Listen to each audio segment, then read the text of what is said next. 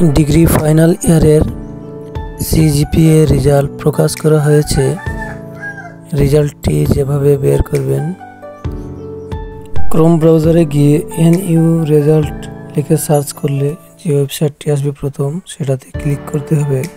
তারপর প্রথমে যে ডিগ্রি প্লাস আইকনটি রয়েছে সেখানে ক্লিক করতে হবে।